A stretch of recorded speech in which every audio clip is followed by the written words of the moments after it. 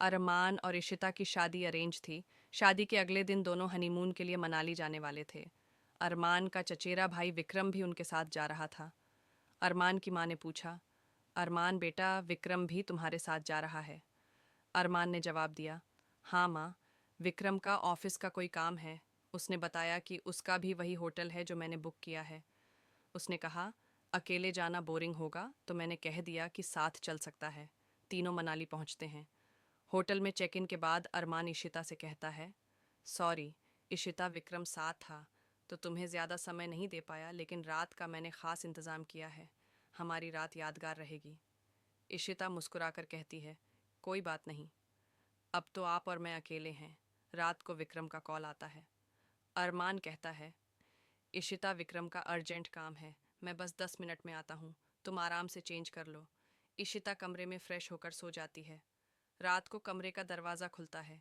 इशिता बिना आंखें खोले कहती है, अरमान लाइट मत जलाना, मैं बहुत थकी हुई हूँ और आप तो आते ही शरारत पर उतर आए। सुबह जब इशिता उठती है तो देखती है कि अरमान डाइनिंग टेबल पर बैठा है। इशिता मुस्कुराकर कहती है, कल रात आपने मुझे कितना तंग किया। देखिए, आपने मेरी गर्दन पर यह निशान बना दिया। अरमान हैरानी से कहता है, इशिता, तुमसे कोई परेशानी तो नहीं हुई? इशिता, नहीं, कल रात मेरी जिंदगी की सबसे अच्छी रात थी। दोपहर में विक्रम अरमान से कहता है, भाई क्या रात थी, भाभी को लगा कि तुम थे, लेकिन असल में मैं था, मज़ा आ गया। आज रात भी मैं रहूंगा। अरमान गुस्से में, विक्रम, तुमने यह क्यों किया? तुम मेरे रिश्ते को खराब कर रहे हो। तभी इशिता आकर कहती है, अरमान, मैंने सुहागरात तुम्हारे साथ नहीं, विक्रम के साथ मनाई है। अरमान सन्न रह जाता है। इशिता कहती है, सच ये है कि मैं और विक्रम पिछले 5 सालों से रिलेशनशिप में हैं। ये शादी हमने सिर्फ पैसे के लिए की है। अगर तुमने हमें 10 लाख रुपये नहीं दिए तो मैं तुम्हारे खिलाफ रिपोर्ट दर्ज करवा दूंगी। अरमान होटल से बाहर निकल जाता है और सड़क पर अकेला रोता है।